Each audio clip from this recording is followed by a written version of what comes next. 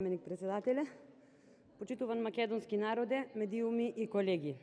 Почитувана председателке на Државната комисија за спречување на корупција, госпоѓо Ивановска, со сета должна почит спрема вас, слушајќи ве и на комисиските расправи и овде, јас лично добив впечаток дека имате волја да се борите против корупцијата и би ве замолила моите напади кои што ќе следуваат да не ги сваќате лично, што се однесуваат на власта и нејзините представници овде. Почитувани, и патот долг 1000 милји започнува со првиот чекор. Оваа национална стратегија за борба против корупцијата нека биде првиот чекор кон градење стандарди за добро управување и добро владење, без оглед на власт и чија ќе биде заслугата. Таму, каде што имаат бенефит граѓаните, заслугата е на сите. Вашиот труд и вашите напори, почитувана председателке, ќе дадат ефект само доколку успеете да не и дозволите на власта да се меша во вашата работа.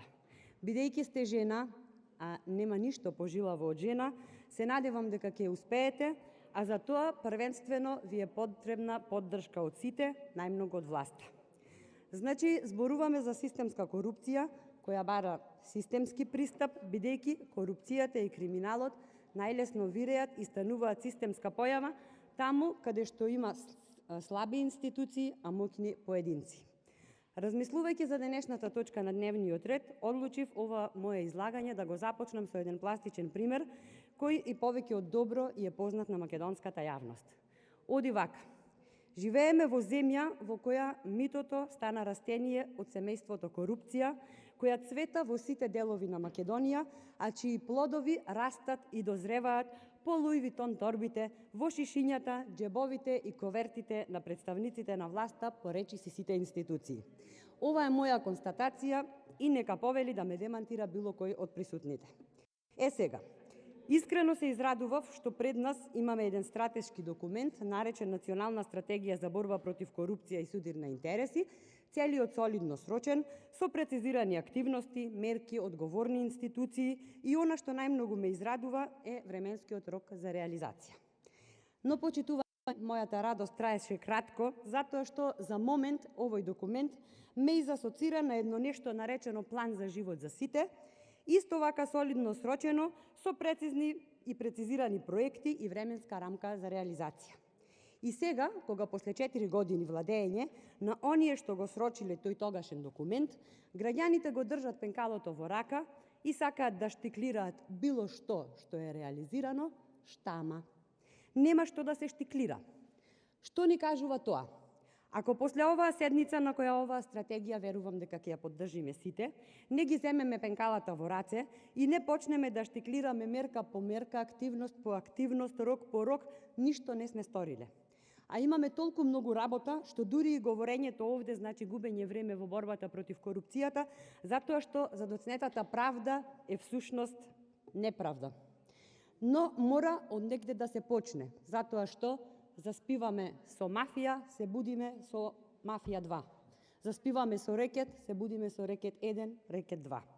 Ако се прашувам јас, првиот чекор во борбата што ни предстои е реформа во правосудството. И таа мора да започне од овде во собранието. Сите судења за корупција да имаат рок за донесување на пресуда, затоа што траат до недоглед, а за разврска не сме слушнале. Колку политичари одговарале за корупција? Јас не знам, еве, подсетете ме. Може би некого сте го отстраниле од функцијата, но дури и тогаш тој нема да заврши во затвор, а неговото судење ќе трае со години, па или ќе умре судијата, или ќе умре судениот. Нема пресуда, судијата се разрешил, се случило, но разврска нема.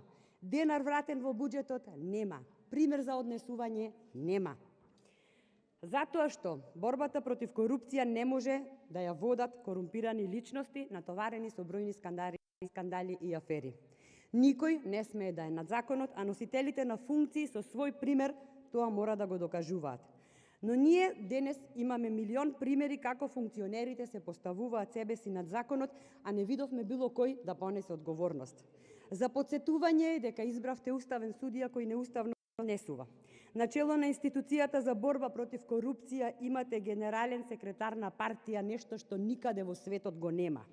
И додека невините луѓе ни гнијат по затворите, на чело на МВР имаме човек кој дозволи мафијашите со наш пасош и наш идентитет да се шетаат по светот.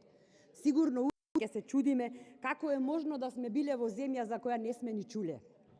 И наместо одговорноста да се бара во врвот, се удира на најнискиот, кој само спроведувал нечија наредба затоа што е подреден. На чело на МВР имаме човек чиј потпис стои на лиценца за фирма, основана на само една недела пред да го добие тендерот. Тоа ли е пример кој граѓаните треба да го следат? И што е најинтересно, истиот тој министер изјави дека следува промена на перцепцијата за корупција. И да, токму тој помогна да се смени перцепцијата за корупција, но да ви кажам во која насока. Ако досега на оваа билка наречена... Стопирате го време. Колеги пратеници, ќе ве молам, седнете си на местото, но сакам да ви укажам дека пречите на говорникот.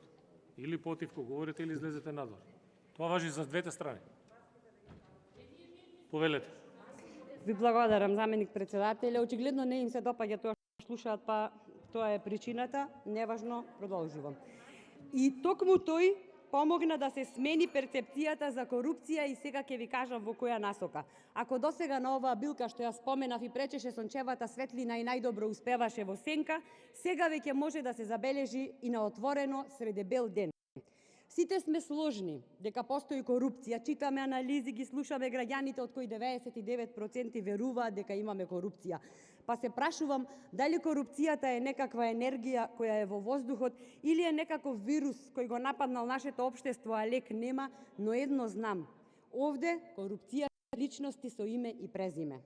Имаме милионски јавни набавки без точна количина и цена и продавачи кај кои не смее да недостасува ниту една мастика затоа што тоа било криминал и затајување данок. Продавачот ќе одговара, ама функционерот со милионски тендер нема да одговара затоа што случајот никогаш нема да доживее разврска. Почитувани, како што рѓата го јаде железото, така корупцијата го јаде нашето општество. Жално е што секогаш се срамат оние чија совест е чиста. Не може државата да знае од каде потекнува секој денар на обичниот граѓанин, а властите да се расфрлаат со пари. Корупција ни е тежок камен околу вратот кој не ни овозможува да се качиме чекор погоре, туку не турка кон дното. Понатаму, законот за потекло на имот. Препорачувам даночната управа да попише се што има еден политичар. Се. Па ако треба и вилушките, и чорапите, и чевлите. Се. Па да видиме со платата колку заслужил во еден мандат и што се стекнал. Да се прашувам јас, треба да се забрани и изнесување пари од државата за политичарите. Ако треба и посебен затвор нека се отвори за господата политичари, не за ставовите, туку за корупцијата. И Европската Унија даде јасна порака во која се вели дека без оглед на се, без реформи, департизација и борба со криминалот и корупцијата, државата не може да тргне напред. Но стравот на издржните органи да постапат по коруптивните скандали не е правецот по кој што треба да се движи државата. Ова безредие не смее да продолжи.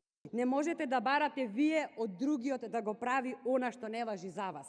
Целите на стратегијата се во ред. Сите 12 се одличен патоказ за тоа кон каде треба да се движиме. Се радував додека ја слушав почитуваната председателка како кажува дека најголем ризик за непотизмот, корупцијата и криминалот е трговијата и злоупотребата на политичкото влијание.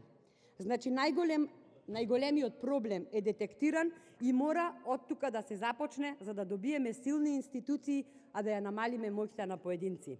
Само така ќе внесеме страв во коски, а стравот го чува лозјето, колега Панчо, нели? Само така секој кому ќе му падне на памет да биде корумпиран ќе размисли 10 пати пред да стори коруптивно дело. Само така ќе размисли со која картичка ќе плати, кој телефонски број ќе го искористи, службениот за приватни цели или приватниот за службени цели. Тоа треба да се направи. И кога тоа ќе гледат граѓаните, кога ќе се создаде такво општество, тогаш Македонија ќе стане здрава држава, не само заради правдата која ќе се врати, туку и заради парите што ќе се вратат во буџетот. Само така, почитувани колеги, ќе профункционира вашето ги враќаме парите кај граѓаните, кое засега е многу повеќе од недостатно. Имаме толку заеднички нешта, почитувани колеги од мнозинството, и сите тие нешта ни се замрсени со корупција.